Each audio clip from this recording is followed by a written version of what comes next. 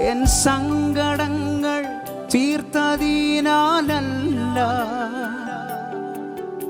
എന്നാവശ്യം നിറവേറ്റിയതിനാലല്ല. N സങ്കടങ്ങൾ തീർത്തതിനാലല്ല, എന്നാവശ്യം നിറവേറ്റിയതിനാലല്ല.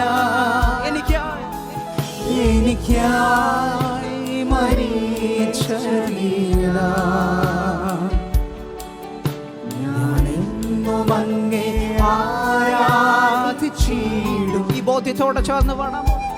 എനിക്കായി മരിച്ചതില്ല, ഞാനെന്നും അങ്ങേ